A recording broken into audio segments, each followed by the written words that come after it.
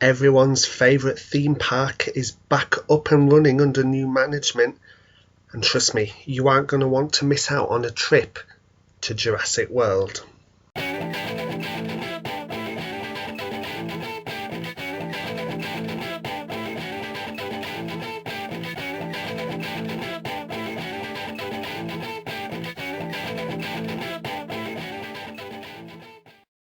Hello everyone, it's me Ben Maiden and welcome to the latest edition of Entertainment Zone.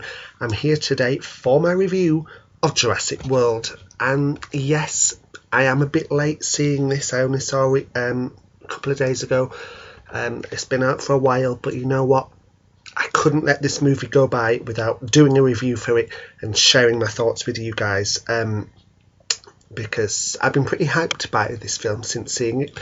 And I'm interested to know what you guys think too. So watch this review, have a listen to what I have to say, and then let me know what you have to say, because guys, I really am interested in hearing your thoughts on everything really. So yeah, if you've seen Jurassic World, be sure to leave a comment below and let me know. So what an impressive movie, I've got to say. I was a bit skeptical at first when I heard this was happening. I was worried it was going to be too much of a rehash of Jurassic Park, but I was so pleasantly surprised. Jurassic World brings the franchise forward to a modern audience, and what a great job they did doing it. And you know, there was a lot of nostalgia towards Jurassic Park as well. Really watching it just took me back to watching that film when I was younger, and that was really, really poignant, and especially hearing the main theme from Jurassic Park at the beginning of the movie.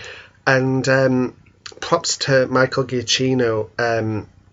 You know, I loved his work on like Lost and Up, but he does a great job taking over scoring the movie. You know, John Williams did such an epic job on Jurassic Park, but Michael's done a great job on this movie. And that was just one of the many things that made me feel nostalgic towards Jurassic Park. And adding to the fact there's a lot of hidden Easter eggs and nods towards the original film. Yeah, for fans of the franchise, like the die-hard fans, they'll pick up on these things, they'll spot things, and they'll say, that was from Jurassic Park. And yeah, it got the nostalgia factor just right without it feeling too much of an over celebration or look at us, we're referencing Jurassic Park. They just got the balance just right between old and new. And you know, props to director Colin Trevorrow. He's created a visually stunning movie. You know, by the time I saw it round here, it wasn't out in 3D, so I didn't get to see it in 3D, but I think the 3D would probably have just, you know, enhanced it even more. But you know, even in 2D, yeah, it was a visually stunning film. You know, it certainly made me as an audience member, and I'm sure other audience members, want to experience being in the park for themselves. You know, there's like a scene where they're in this sphere that drives around through the dinosaurs, the gyrosphere, and I was just thinking, God, that is so cool. Or you know, feeding the water dinosaurs. I just think, God, imagine if that was real. That would be so cool to experience. And, you know, it's still awe-inspiring after all this time. You know, I think Jurassic World will do for kids now what Jurassic Park did for like my generation when it was released back in the 90s. Kind of a metaphor as well for Hollywood Jurassic World, because you know, the plot of the movie is they create this new genetically engineered dinosaur, the Indominus Rex, and it gets on the loose. But the reason they created it is because audiences are demanding more and more, bigger and better. And, you know, likewise, that's what movie-going audiences are demanding too. Got to say, the CGI for the most part was pretty good. There was a small handful of iffy shots, though, I'm not going to lie. But undoubtedly, the practical effects where, puppets and, actual physically made dinosaurs were used, they were still the best. Now, onto the cast.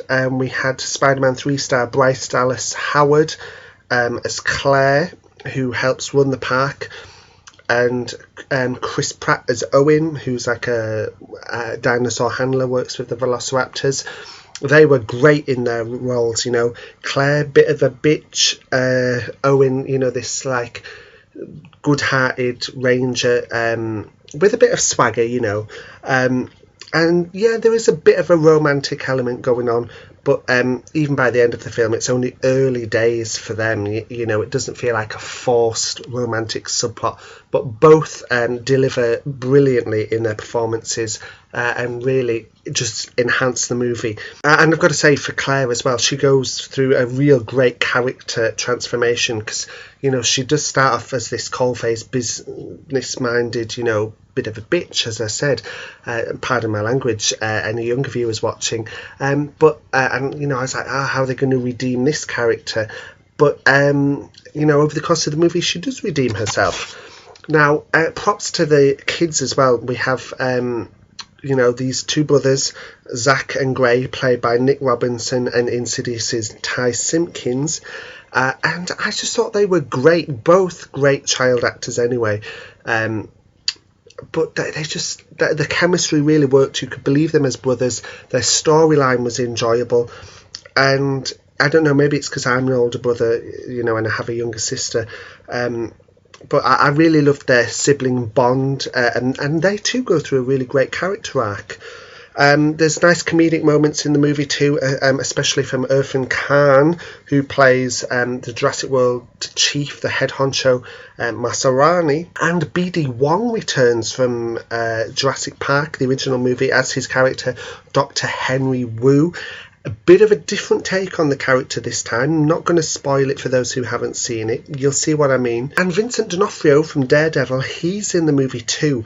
Though I kind of felt like his character and his subplot, there's like a military subplot in the film, it felt a bit unnecessary, and I think the film could have stood on its own without that military subplot. I can kind of see why it's in there, but it did feel a little unnecessary. D'Onofrio was great. He's a phenomenal actor. Just didn't need that subplot. The film was great as it was. Didn't need that there. Let's talk dinosaurs, of course. The Indominus Rex. It looked great. It was menacing. It was fearsome. Just what the film needed, really. It was bigger and better in terms of dinosaur and in terms of a movie villain. We have the raptors that Owen, cares for, Chris Pratt's character. They are just great, kind of cheeky characters. They have their own characteristics, and if they were real, no doubt kids would be coming out of the cinema saying, I want my own Velociraptor mummy or daddy. They're just awesome. They are so cool. The T-Rex, of course, is back. You can't do Jurassic Park without the T-Rex. And she gets her own glorious moment towards the end of the film. Won't say too much. Kind of gets robbed a little bit of something, but all in all, she gets her time to shine. But yeah, the movie really honours the original Jurassic Park movie, and to me it feels like a nice denouement to the franchise. However, obviously the movie's done exceptionally well, and with its financial success, I'd be highly surprised if this was the end to the franchise. I believe this will be definitely not now be the park's last outing, but I just hope they can make a sequel that makes sense. If they're going to make a sequel, do it that makes sense. Don't make it forced. Keep the strong plot and take it forward in a good way. We don't want, originally Jurassic Park 4 was going to be like humans going into the military, or human dinosaur hybrids. Dangerous place to take it, in my opinion. But this movie's deserved its success. It's done bigger than Age of Ultron, and deservedly so, I think. It's a real testament to filmmaking. I really enjoyed Jurassic World. Fans of the franchise will love it. it's up there with the original Jurassic Park for me. That's how good it was. So, guys, let me know your thoughts in the comments. Did you enjoy Jurassic World as much as I did? I really would like to know.